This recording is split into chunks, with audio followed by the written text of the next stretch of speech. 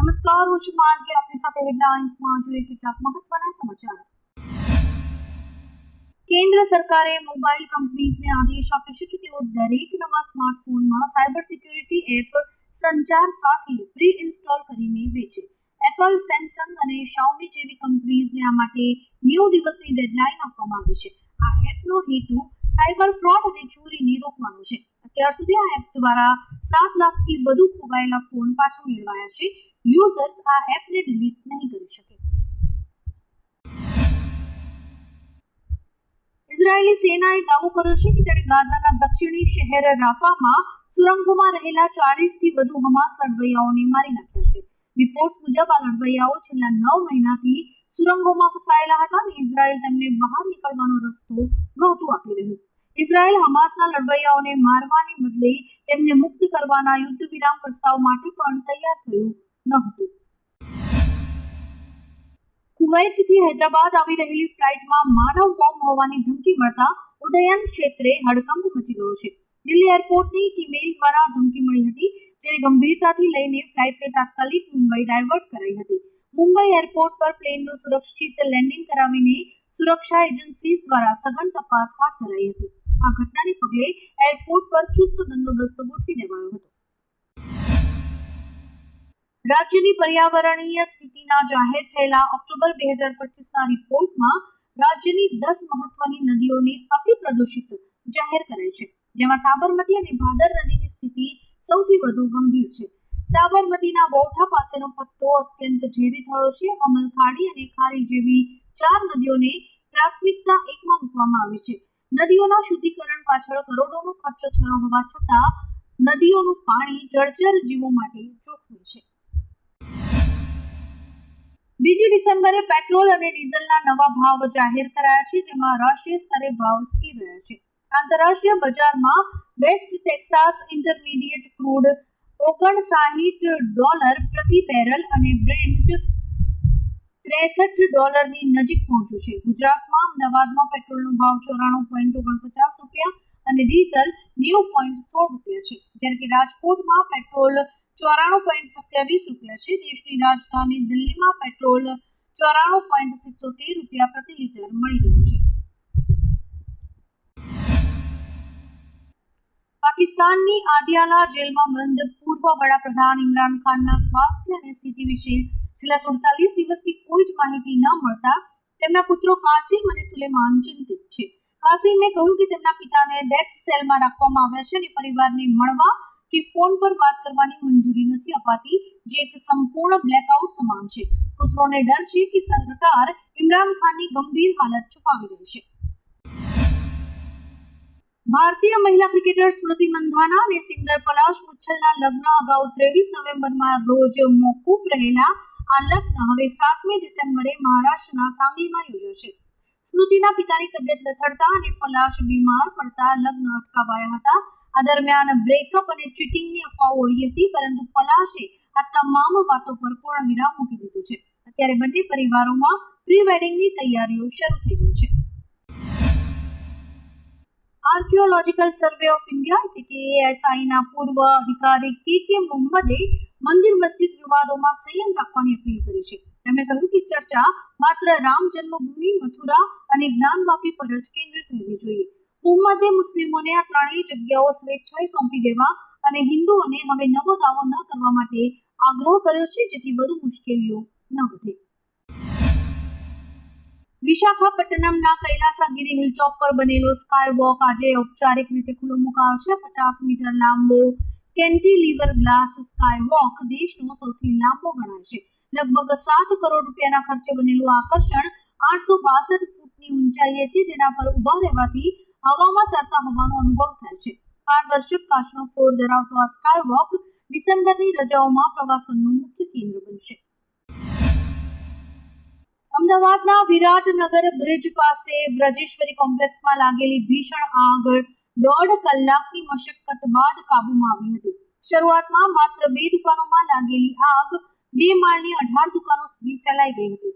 Fire વિભાગે 50 form કેરવાનો ઉપયોગ કરીને આગને સંપૂર્ણપણે નિયંત્રણમાં લીધી છે અને અત્યારે કુલિંગ પ્રક્રિયા ચાલુ છે. ઝોન 5 ડીસીપી, એસીપી સહિતનો પોલીસ કાફલો પણ ઘટના સ્થળ પર હાજર રહ્યો હતો. ગુજરાતમાં દારૂબંધી હોવા છતાં છેલ્લા 3 વર્ષમાં દારૂના અડ્ડા અને બુટલેગર્સ વિરુદ્ધ 48,387 ફરિયાદો સરકાર અને પોલીસ સુધી પહોંચી છે. ખુદ ગૃહ વિભાગે આ આંકડો સ્વીકાર્યો છે, પરંતુ કોઈ અસરકારક કાર્યવાહી કરવામાં નથી આવી. આનાથી રાજ્યમાં દારૂબંધીના કડક અમલ પર સવાલો ઉભા થયા છે. અત્યારે ધારાસભ્ય જિગ્નેશ મેવાણીએ દારૂ ડ્રગ્સના દૂષણ સામે જંગ છેડ્યો છે.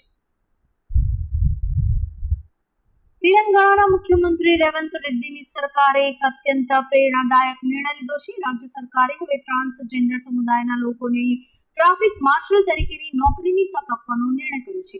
આ માત્ર એક ભરતી નથી, પરંતુ ટ્રાન્સજેન્ડર સમુદાય માટે સ્વીકૃતિ, આદર અને સમાવેશ તરફનો એક મોટો અને સકારાત્મક ફેરફાર છે, જે ઘણી જિંદગીઓ માટે નવી શરૂઆત સમાન છે. બનાસકાંઠા જિલ્લા પોલીસે દારૂ અને ડ્રગ્સના દૂષણ સામે લાલ આંખ કરી છે. જિલ્લા પોલીસ વડા પ્રશાંત સુંબેના જણાવ્યા અનુસાર છેલ્લા 3 મહિનામાં વિશેષ ડ્રાઈવ ચલાવીને કુલ 19.59 કરોડ રૂપિયાનો દારૂ ઝડપી પડાયો છે. આ સમયગાળા દરમિયાન દારૂના 3,164 કેસ નોંધીને 3,372 આરોપીઓની અટકાયત કરાઈ છે. આ ઉપરાંત પોલીસે 136.665 કિલો એનડીપીએસનો જથ્થો પણ જપ્ત કર્યો છે. ઓસ્ટ્રેલિયાના ભૂતપૂર્વ ઓપનિંગ બેટ્સમેન માઇકલ સ્લેટરની મુશ્કેલીઓ વધી છે. ઘરેલુ હિંસાના અનેક ગંભીર કેસીસમાં દોષિત ઠરતા ક્રિકેટ એનએસડબલ્યુ દ્વારા તેમને અપાયેલો હોલ ઓફ ફેમનો દરજ્જો અને આજીવન સભ્યપદ પાછું ખેંચી લેવાયું છે. 55 વર્ષીય સ્લેટરને ગળું દબાવવું, મારપીટ અને ચોરી સહિતના ગુનાઓમાં આ વર્ષની શરૂઆતમાં 4 વર્ષની જેલની સજા થઈ હતી. કોર્ટે તેમના વર્તન માટે દારૂના વ્યસનને જવાબદાર ગણાવ્યું છે. ભારતે જુનિયર મહિલા હોકી વર્લ્ડ કપમાં પોતાના અભિયાનની શાનદાર શરૂઆત કરતા નામીબિયાને 13-0ના વિશાળ માર્જિનથી હરાવ્યું છે. હિના બાનો અને કનિકા સિવાયની હેટ્રિકની મદદથી ભારતે પ્રથમ ક્વાર્ટરની જ મેચ પર પ્રભુત્વ જમાવ્યું હતું. સાક્ષી રાણાએ 2 ગોલ કર્યા હતા, જ્યારે કે અન્ય ખેલાડીઓએ પણ ગોલ કર્યા હતા. આ મોટી જીત સાથે ભારત પોઈન્ટ્સ ટેબલમાં ટોચના સ્થાને પહોંચી ગયું છે. રાહુલ ગાંધીના ટ્વીટને ટાંકીને ધારાસભ્ય જિગ્નેશ મેવાણીએ સીએમ ભૂપેન્દ્ર પટેલને આકરા સવાલ કર્યા છે. મેવાણીએ પૂછ્યું કે ગુજરાતના મુખ્યમંત્રી, તમે ડ્રગ્સના મામલામાં કેમ ખામોશ છો? ગુજરાતના એ ગદ્દાર કોણ છે જે યુવા પેઢીની રગોમાં ડ્રગ્સ ઘુસાડી રહ્યા છે? તેમણે કહ્યું કે ગાંધી અને સરદારની ભૂમિનો યુવાન રોજગાર માંગી રહ્યો છે, ડ્રગ્સ નહીં. આવા સમયે મુખ્યમંત્રીનું મૌન જોખમી છે. વહીવટી પ્રણાલીમાં સાંસ્કૃતિક ફેરફારના ભાગરૂપે પ્રધાનમંત્રી કાર્યાલય એટલે કે પીએમઓનું નામ બદલીને હવે સેવા તીર્થ કરાયું છે. આ સાથે જ દેશભરના તમામ રાજભવનોને હવેથી લોકભવન તરીકે ઓળખવામાં આવશે.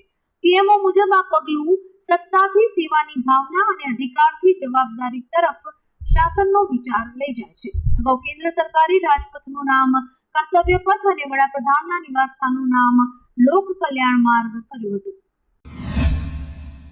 ફિલ્મ અભિનેત્રી માધુરી દીક્ષિતે ફિલ્મ ઉદ્યોગ અને કોર્પોરેટ જગતમાં પ્રવર્તતી વેતન અસમાનતા અંગે અવાજ ઉઠાવતા કહ્યું છે કે હીરો અને હિરોઈનના પગારમાં રહેલો તફાવત વર્ષો જૂની સમસ્યા છે.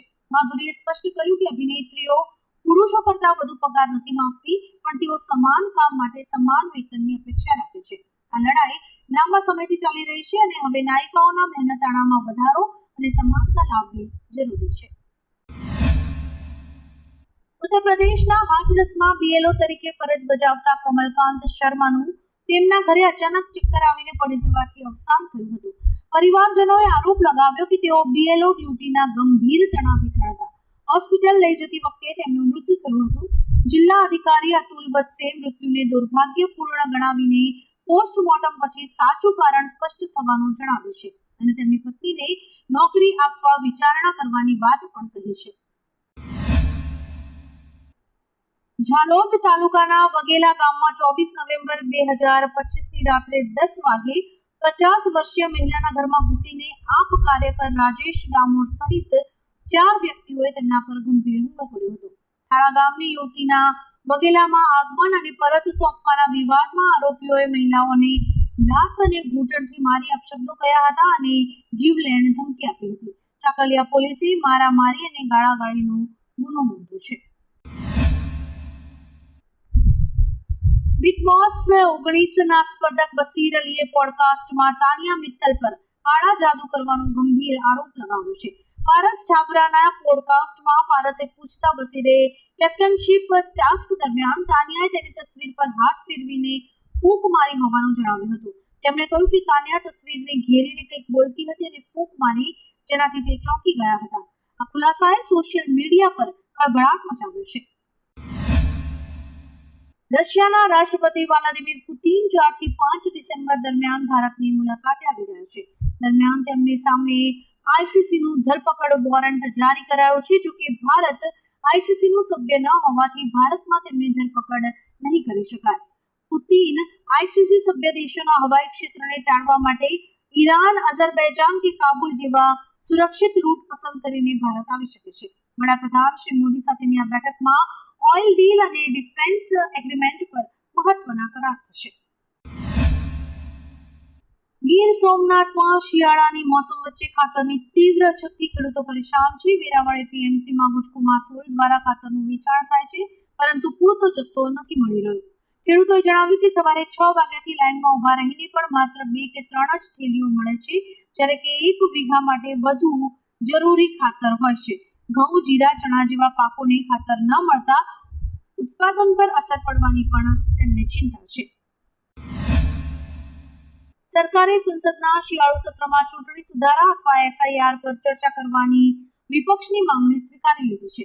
આ વિષય પર મંગળવાર 9 ડિસેમ્બરે ચર્ચા થશે, જ્યારે કે સોમવાર 8 ડિસેમ્બરે સંસદમાં વંદે માતરમ પર ચર્ચા થશે. પીએમ મોદી વંદે માતરમ પર ચર્ચા શરૂ કરશે. બંને ચર્ચા માટે 10 કલાકનો સમય ફાળવવામાં આવ્યો છે. 10 ડિસેમ્બરે કેન્દ્રીય કાયદા મંત્રી અર્જુન રામ મેઘવાલ ચૂંટણી સુધારા પર ચર્ચાનો જવાબ આપશે. પાકિસ્તાનમાં રાજકીય ગરમાવો તેજ બન્યો છે. અહેવાલો મુજબ વડાપ્રધાન શાહબાઝ શરીફ આર્મી ચીફ જનરલ અસીમ મુનીરને સંરક્ષણ દળોના વડાબનતા અટકાવવા માટે દેશ છોડી ગયા હોવાની ચર્ચા છે. ભારત વિરોધી વલણ ધરાવતા મુનીરના હાથમાં તમામ સશસ્ત્ર દળો અને પરમાણુ શસ્ત્રોનો કમાન્ડ આવવો એ ભારતની સુરક્ષા માટે મોટો ખતરો છે. આ સ્થિતિને ધ્યાનમાં રાખીને ભારતે પાકિસ્તાનની ગતિવિધિઓ પર ચાંપી નજર રાખવાની શરૂઆત કરી છે. આવા જ કેટલાક રસપ્રદ સમાચારો નિહાળવા માટે અમારી યુટ્યુબ ચેનલને લાઇક, શેર અને સબસ્ક્રાઇબ કરો અને જોતા રહો હેડલાઇન્સ.